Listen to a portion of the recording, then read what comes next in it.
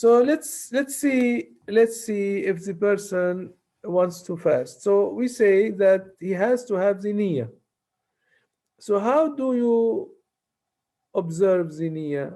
The niyyah, first of all, as you know, all of you, is in the heart, right? So you have to have niyyah at evening time after Maghrib. You can make the niyyah from Maghrib time till Fajr time. Okay. In the Hanafi school, you can make this niyyah for the fard, for fasting Ramadan, not for make up, for fasting Ramadan, up to the time of Ad-Dahwa, what they call Ad-Dahwa al-Kubra. What is Ad-Dahwa al-Kubra? Ad-Dahwa al-Kubra is the time between Al-Fajr and Al-Zuhr divided by 2. From the time of when Al-Fajr comes in to the time of Al-Zuhr divided by 2. Okay? So this is Ad-Dahwa, this is Ad-Dahwa, I'm sorry, I made a mistake.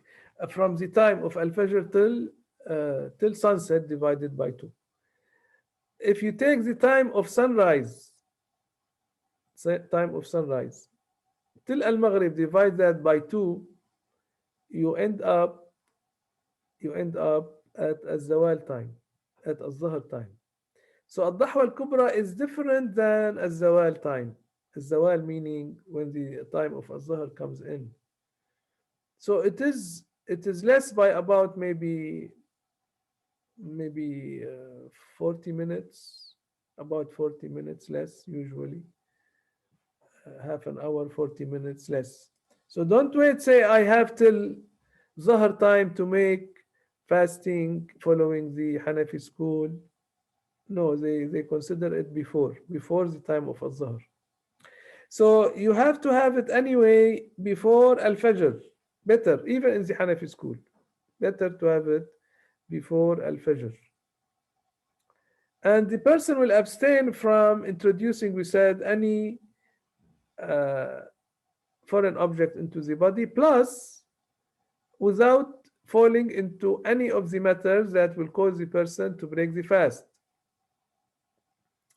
And there are different matters that cause the person to break the fast, like induced vomiting, like emitting of al-mani by either masturbation or by touching one's woman, intercourse, and there is kafara for the intercourse. Of course, you know about eating and drinking.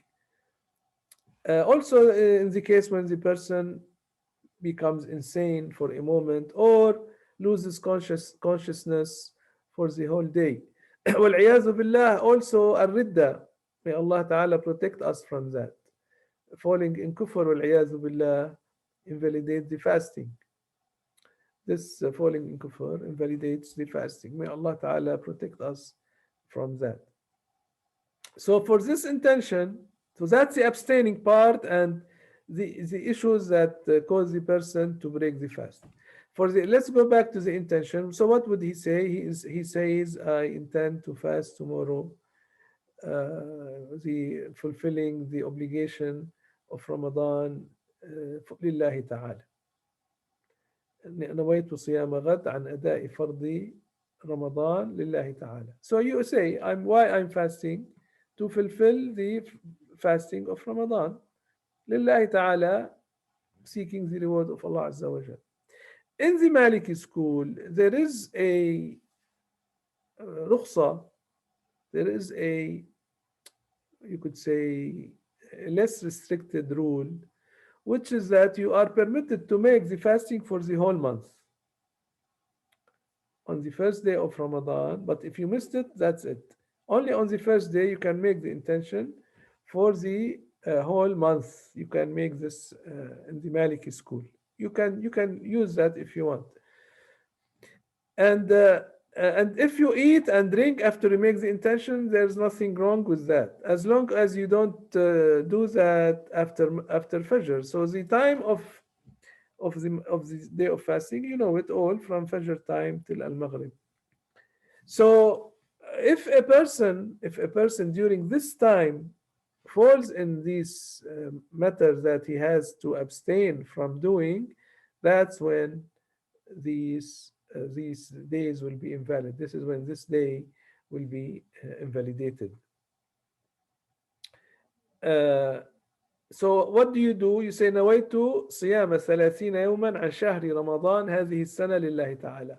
In case you want to follow the Maliki school, you say I intend to fast 30 days of fulfilling the month of Ramadan لله تعالى, this year لله تعالى.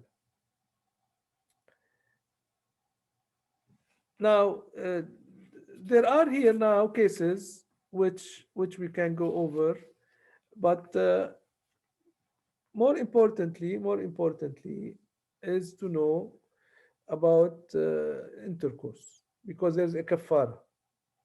The person, if he knows the judgment, and he's not ignorant about the judgment, and he remembers that he's fasting, he or she is fasting, and the person is not doing that out of compulsion, and he's doing that by his own will, by her own will.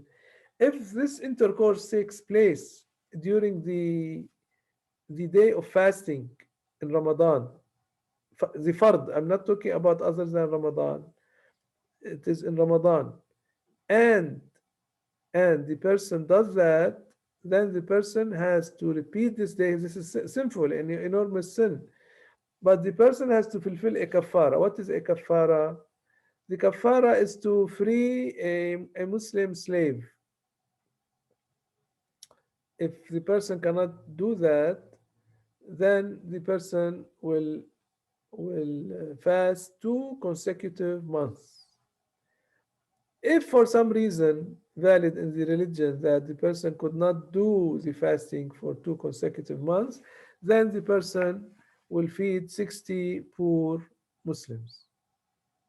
Okay, so the important part here is that the person will refrain from what leads to this enormous sin.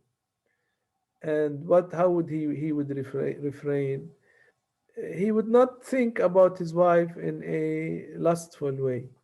He would stay away from his wife. Also, it is haram to think about the woman, a marriageable woman, like the person saw in the street, to think about her in a haram way.